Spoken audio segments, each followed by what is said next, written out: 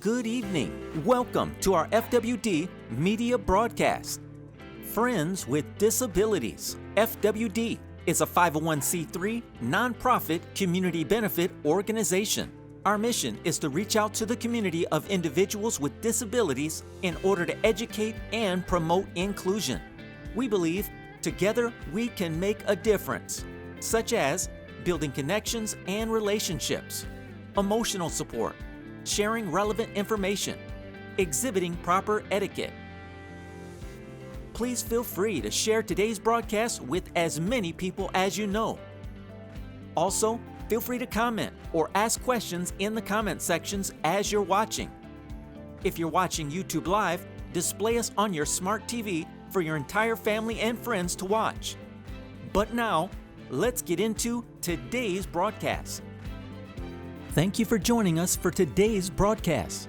This broadcast will cover two features: the 8 simple solutions to stress and anxiety, and our monthly highlight, where we will feature our interview with Howard Holloway as he discusses glaucoma. Hello, and welcome back to another segment of Friends with Disabilities live here, YouTube live streaming. Thank you for joining us. I'm your host with the most, Paul Mayfield, coming back to you just to let you know we do appreciate your support. We appreciate you being here tonight. What we'll be talking about, don't sweat it. When we say don't sweat it, that means don't stress. Let that anxiety go. And I have 8 simple ways that you can take that anxiety, take that stress, and kind of tamper it down a little bit. Not to say get rid of it totally, but to put it in management mode so you yourself can feel better and fruitful in your life. But first things first, just to recap, it's been a minute since I've seen you guys. It's been since the end of August.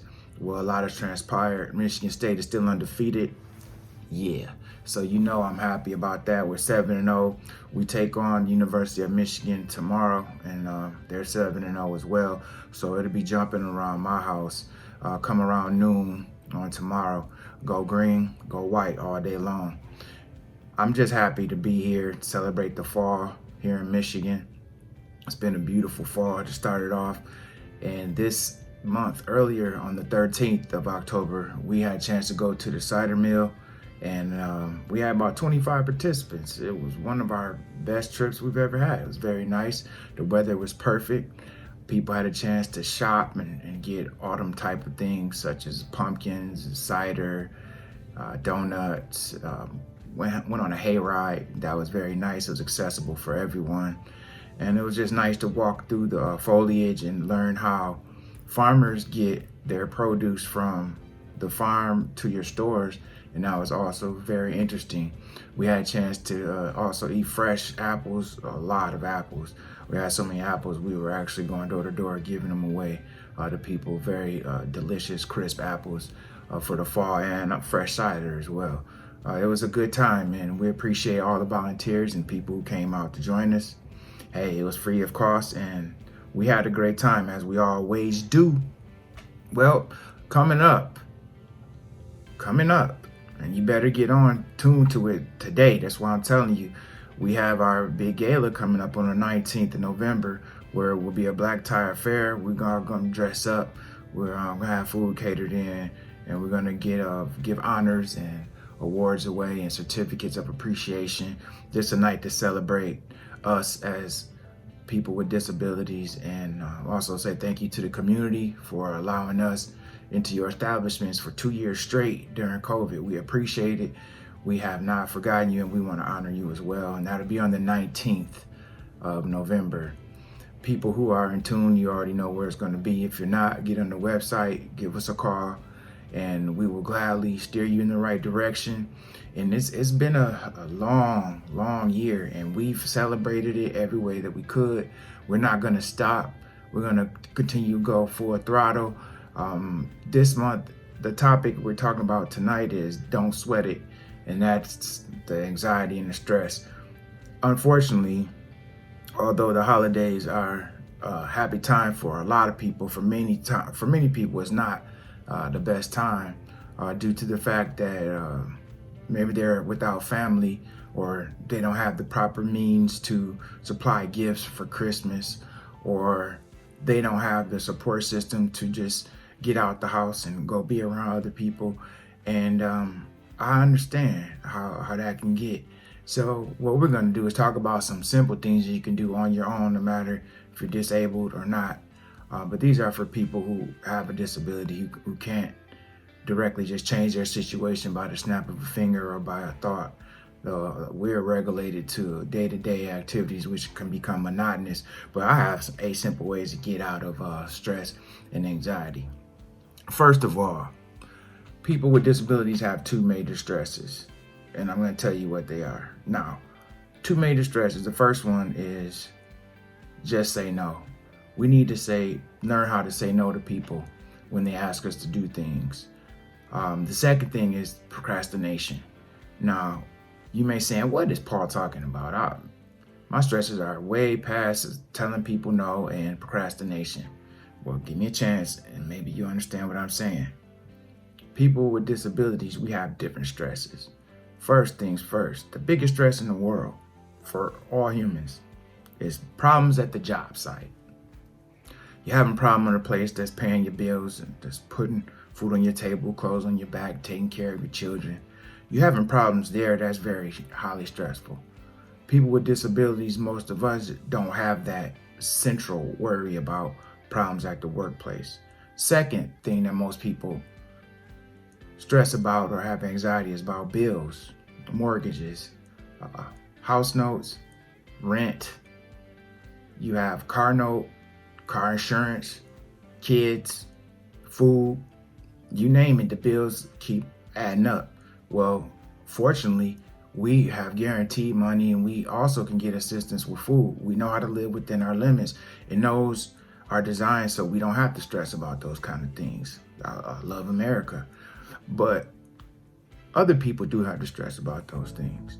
And we don't have the 2 top stresses that most people get depressed about and never recover from. Sometimes they live a lifelong of stress and anxiety, just trying to do the aforementioned, just trying to keep a roof over their heads and also keep a positive work environment. Now, with those 2 wiped out, people with disabilities, we tend to do something that a lot of people do, but we do it out of obligation. Let me explain. We tend to say yes to a lot of things we don't want to do. For example, someone asks you, well, can you be a part of this? Or, well, can you join this? Or, well, can you be the voice for this? Or, when your spare time, can you help me with this? And automatically we say yes without even thinking of the added stress. If you have the time, if you even want to, before we even think about that, we agree to do it because so many people have said yes to us. So many people have helped us on a daily basis. So we feel obligated. Look, if someone's helping me, at least I can help them. So pretty much, you might not have known this, but people with disabilities, we pretty much say yes to everything that somebody asks us to do. Even if we don't want to, we're just going to be helpful by nature, and because we also feel that we need to pay it forward. It's been done to us, so let's pay it forward. But in doing so, you put yourself out there and you spread yourself thin. We require a lot of individual maneuvering and thought on our day-to-day quest around this life. So when you bring in obligations for other people, other organizations, events, etc., you're putting extra pressure on yourself that, for one, you maybe not even want to be involved with in the first place. For 2, you were just being nice because that's what we do. We try to be nice and we try to help because people have helped us. But let me let you know this. It's okay to say no. Now, by all means, help as much as you can, but don't spread yourself thin. Don't spread yourself to the point where whatever you agree to do becomes a burden. It becomes something you're sitting back worrying about. Well, am I going to get this done? Is it good enough? Should I cancel? When those things start entering into your brain, and you should understand that you should have not taken on this task. It should have been something you can politely say, well, no, my plate is kind of full right now, or I'm just going to focus on these few things that I'm doing. I really don't have the time, nor the energy, or the skill set to produce what you're asking me to do right now. So it is okay to say no. But unfortunately, a lot of us, not just people with disability, but especially us, we want to say yes because so many people have said yes to us. But it's okay to just say no when you know that you might not be able to do your best. You might not feel your best, and people will understand. People will truly understand. It's not easy being human, but it's definitely not easy being a disabled human. So don't sweat it. Just go ahead and take on what you can, and what you can't, don't worry about it. Just count it all joy. And I have ways to get over just saying yes to everything and having your plate so filled up that it's spilling all over. I have 8 simple ways to combat that. But before I tell you how to solve it, we're going to talk about the second stressor for people with disabilities. Now, the second stressor, once you say yes to everybody, the second thing that comes along is procrastination. I don't know why we do it, but you know what you're supposed to do, but you really don't want to do it, so you don't. And then you wait to the last minute and you try to rush, and it's not to your liking, and that adds more stress. And then you get mad at yourself and the person who asked you to do it. Why they asked me to do this? I don't even feel like doing it. They should have known better. Well, actually, you're preaching at yourself because you should have known better. So when you say yes to too many things, you end up procrastinating on those ideas, events, or duties that you're supposed to fulfill because you really didn't volunteer for them. Your heart really wasn't into it in the first place. You're just doing it to be nice.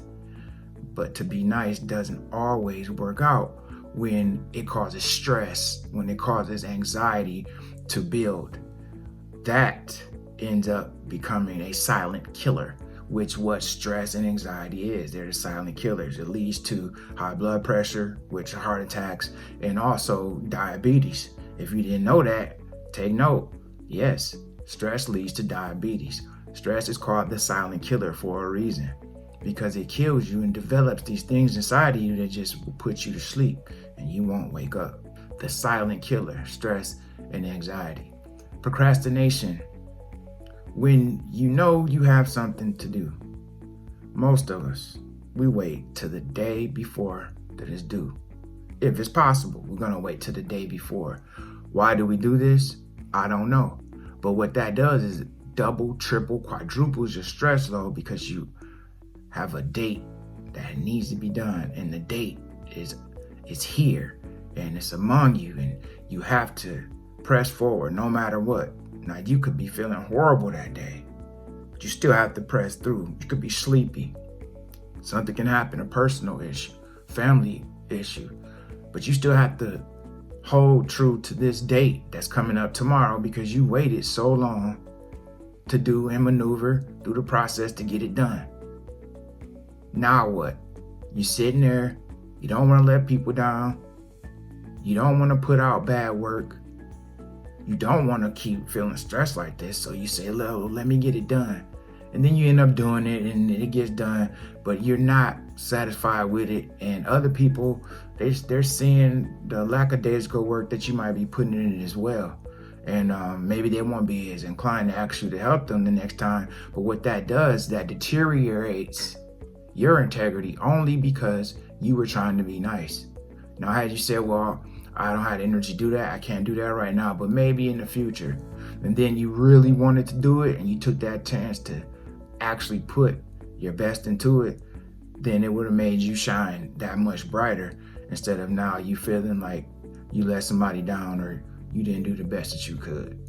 So stop saying yes when you don't really want to do it, and stop procrastinating if you say you're going to do something. And that's with your personal life.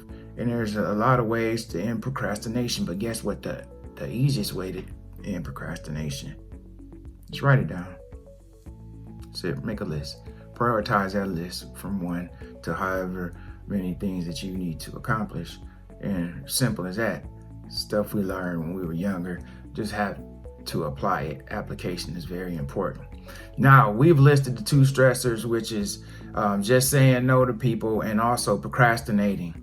Well, I have 8 simple ways to get over that. It don't matter who you are, what disability you have, what problem you're going through, just simple things. First thing, light a candle, preferably a scented candle. Now, we all know that scented candles, the aromatherapy, is something that's been proven and tested and tried and true. And lavender has been the #1 fragrance known for relaxation, and it helps with anxiety and stress. Also, rose is another fragrance among Roman chamomile is also a nice one.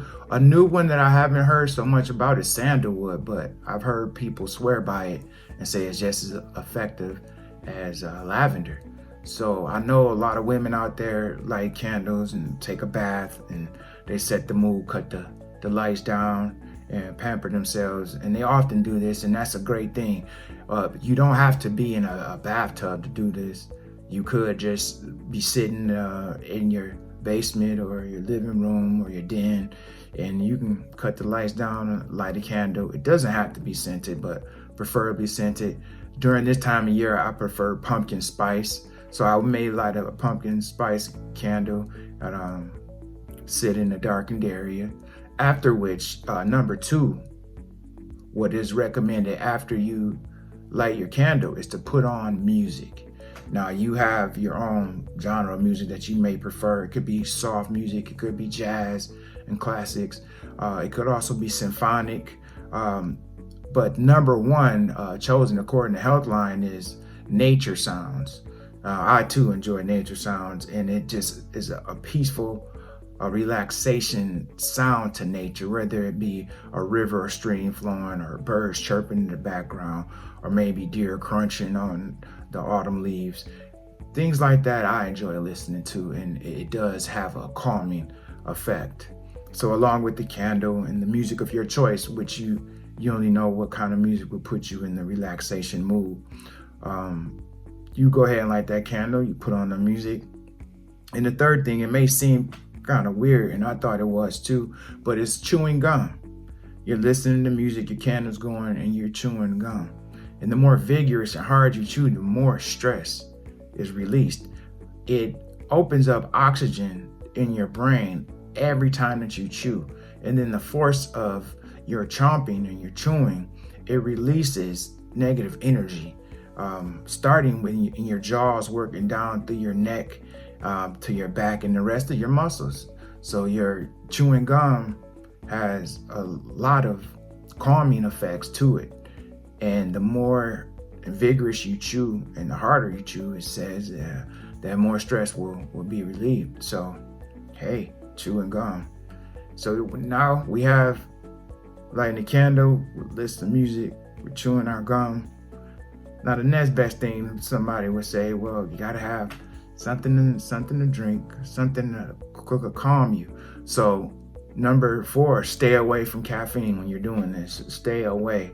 No coffee, no chocolate, no energy drinks, nothing that's going to make your heart rate increase and make your anxiety increase.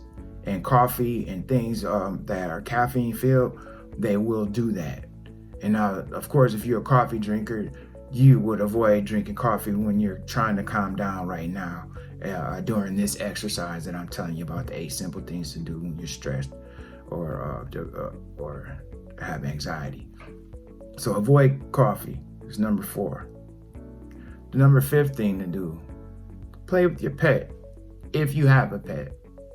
If you have a cat, something about the fur, the purr, the softness, the cuddliness of a cat, it calms you. Such as a dog or a puppy or any other type of pet that you have that you can cuddle with, that you can talk to, you can touch, and groom perhaps. It's a calming effect to that.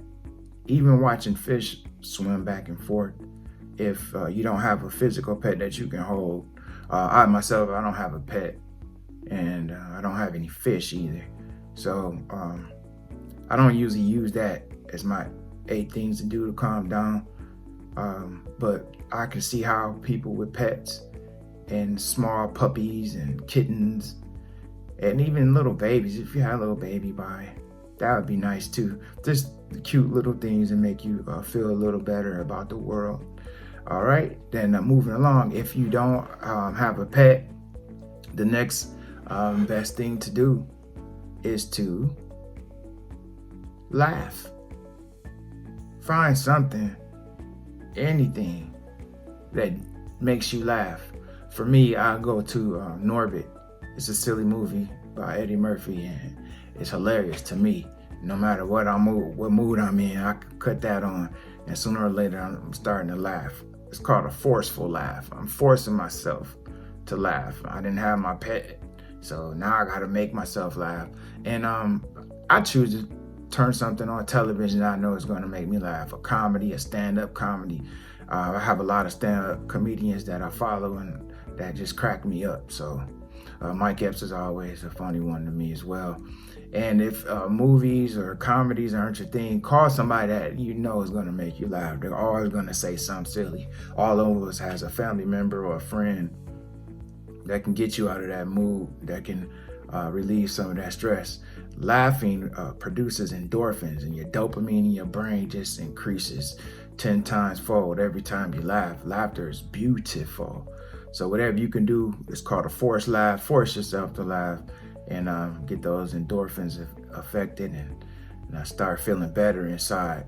And call on your friends and your family as well. Somebody that you know can make you laugh, or somebody that you laugh at. Somebody that you know you can call and you can laugh at them. All right, and the last thing, number 8, of course, what we all can do is exercise. We can all do some form of exercise, some form of meditation, yoga. People who can't just get up and run and go crazy with exercise and get on bikes and do all that. Well, there is meditation, and there is also yoga, and you can also sit quietly and think about ways to get out of your stress, ways to break out of your anxiety. One thing that I forgot to mention is write these things down. That's another way to get past it. It's not to write down all the bad things. Write down your blessings. Write down the things that you're grateful for, because gratitude has a profound way of bringing out positivity in a person. When you write down what you are grateful for, of course, you should jot down the things that are stressing you so you can prioritize how you want to attack those issues, but also write down your blessings so you can see that everything is not all bad, and it won't stay all bad if you have these things that you're grateful for. Hold tight to those things. For those of you that have a support system, that's the most important thing in relieving stress and anxiety. It's surrounding yourself with people that won't let you get too down. Surround yourself with people who also that you can uplift, because believe it or not, when you help someone else, it also helps you. So it's a win-win situation when you have good people around you. Support groups, church groups, study groups, all those things are positive. So let's try not to stress, and it's okay to say no to someone. It's not okay to procrastinate. So those are two very different things, but they go hand in hand, because once you say yes to too many things, you end up procrastinating because you don't want to do all those things. So be smart about it. Don't add too much stress to your life. It's enough out there to be stressed about. But us as people with disabilities, we have special avenues to follow in life, and let's just get better and better and support one another. Now, don't forget to support our monthly broadcast. Next month, we'll be talking about our year in review, surviving COVID year number 2. We will highlight everything we've done since January. However, in December, we won't be doing anything. It will be a month of total paperwork for us at Friends with Disabilities. We have to get a lot of information, check a lot of boxes, and dot a lot of I's and cross some T's. And we also have to take care of all of our constituents, as well as our donors, all the organizations who have been there for us. and we have to put them in their respective spots in December. So we will be off in working in private, but we will still be available for you if you need anything, references. We'll start the year off, of course, in January, going strong once again. If you guys have any questions or comments, feel free, friendswithdisabilities.org, and continue to give us a call, as many of you do. I can't stress the importance of your participation, and I want to thank you for everything. And yeah, Friends with Disabilities, we couldn't do this without you, and we appreciate you. And when you're feeling down, you're feeling stressed, don't sweat it. Tomorrow will come, and I just gave you 8 simple things that you can do all by yourself. You don't have to get anybody else involved, and you can lower your stress.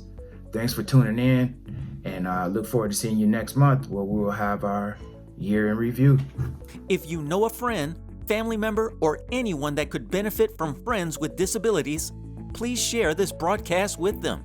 If you would like to join FWD, please visit our website where you can fill out an FWD application, and we can follow up with you to become a part of our organization.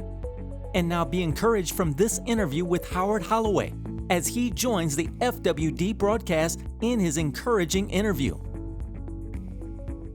Hello, everyone. Welcome. Thank you for tuning in. You are with Paul Mayfield, the host with the most, peanut butter, jelly, and toast, and I'm here to talk about glaucoma.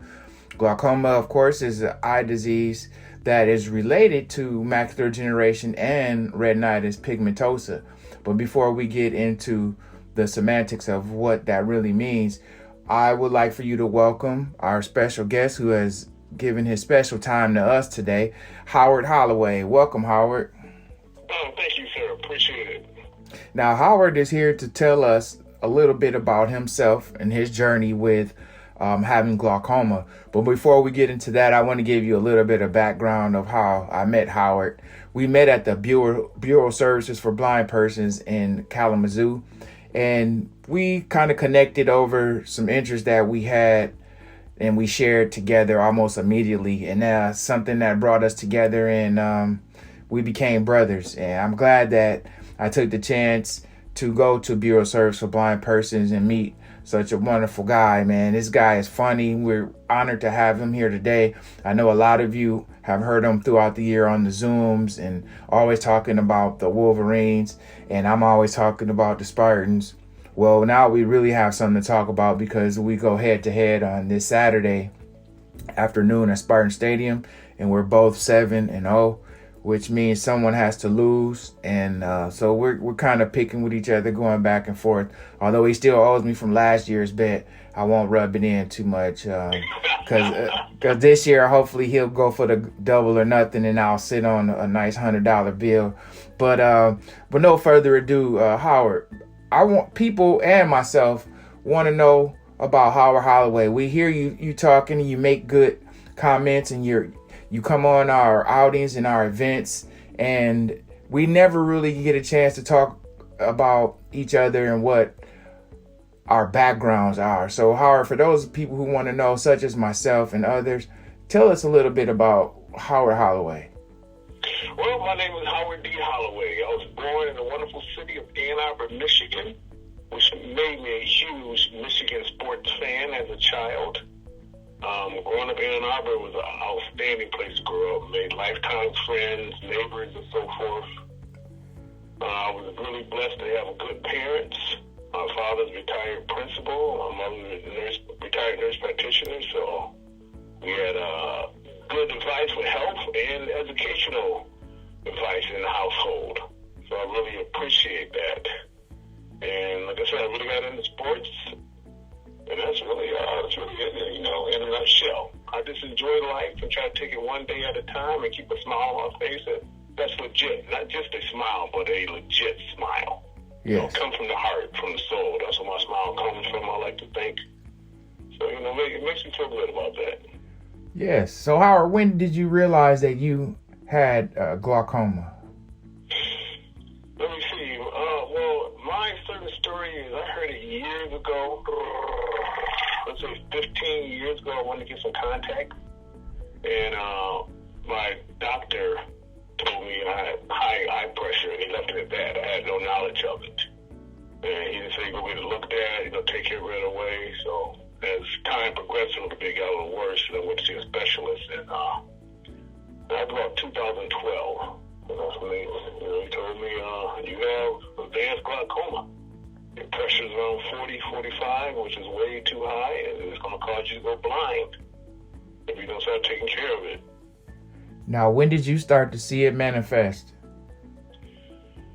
Let me see. 2012, when I officially retired, I was still driving. I was still a little life as before, even though by law, I'm not sure how I like to quote that. By law, whatever, I was officially legally blind.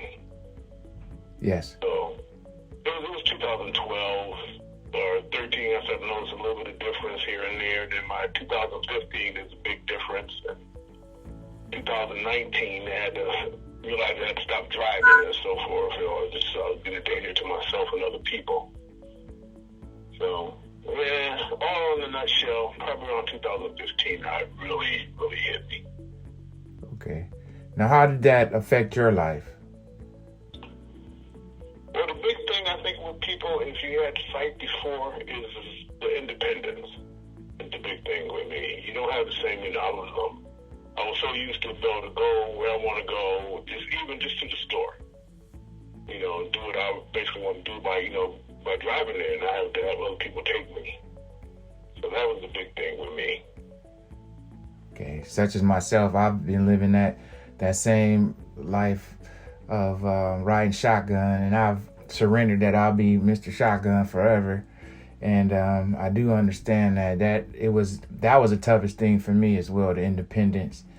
And one thing that helped me out, and this is the truth, is Uber. Once Uber started pumping, that led me to believe I can go anywhere I want to go. And I started going places. So that has been a positive throughout losing my vision. What has helped you get along so far? Well, family's been huge. My personal mentality, as you're losing your vision, it can be mentally very challenging as you're going through these trials and tribulations of life. So I just try to look at it as a glass half full. In my situation, is it a curse I'm losing my vision, or is it a blessing that I still have the vision that I have? Mm-hmm. So with me, it's a blessing. I can still see what I can see, though it's not the greatest in the world, but it's what the good Lord blessed me with, so I have to live with it. That's a very positive attitude to take. Now, a lot of people out here, they would love to be as positive as you and have that strength inside you and your support system that you have. But there are children that are being diagnosed, and I hear that you made it through your adult life, well, most of your adult life, before you had any inclination that you had a visual issue. What would you say to those children, such as myself, going back through the years when I found out as a child and I had no one else to talk to? What would you say to them? I would tell them to hang in there. The reality of it is, it's going to be hard days. I think we're all going to have hard days. I think we all been through it. I had my days where I sat in the corner and cried a little bit and so forth. But you have to just do the best you can. Turn to your face if you have to. Turn to whatever you have to get through it. Because the mentality part, the mental part is very tough. When you realize that you're losing your vision or whatever disability you have, it can be very tough. But to hang in there and have someone you can talk to, that's really helped me. Going to the Center for the Blind, the Bureau for the Blind, it really helped me out being around other blind people. So that really actually did help me a lot. Yes. And for those who don't know, Bureau... Excuse me, but I can't say, but so if you can, try to maybe connect with somebody that's going through the same thing you're going through. Yeah. And I think it'll help. Yes, and just to piggyback off of what Howard was talking about, the Bureau of Services for Blind Persons, it will give you skills that you might be lacking in the blind world. And it was scary for me to try to maneuver from having a little bit of sight and going there and seeing people who are totally blind, it just kind of put me in check and say, well, like Howard said, the glass is half full. Be thankful for what you still can see and stop complaining about what you can't, because there's nothing you can do about that. But what we can do is keep a positive attitude and keep pressing forward. Okay, Howard, now, is there anything that you would like to tell anyone in our group that has been with us for the past couple years on our Zooms, been on our trips, and anything else you want to tell them about you, or advice that you would like to give, or just shout outs to anyone? Yes, there is actually. I would like to shout out to you guys there with Friends with Disabilities. It's been very helpful to me. Connecting with you guys, just speak my mind and hear other people's stories. And I definitely appreciate you guys being in there. But tell everybody, just hang in there and just do the best that you can do. Okay. And I hope you pray to God that it's enough. Because it was easy, everybody would want to be blind. Because some of my friends would tell me, you have Social Security coming in, you're so lucky. No, that's not lucky. If they only knew. I was dealt with, so I just gotta play those cards. If they only knew, man. It's a struggle, but it's our struggle. So we have each other, and that's what Friends with Disabilities is all about. And give us a call. And if you guys have any questions for Howard, you can give them to me on my email, or put them, or go right to the website and leave them on the site, and I will transfer those questions to Howard, and yeah, we'll go from there. We want to thank you for your time, first of all, Howard.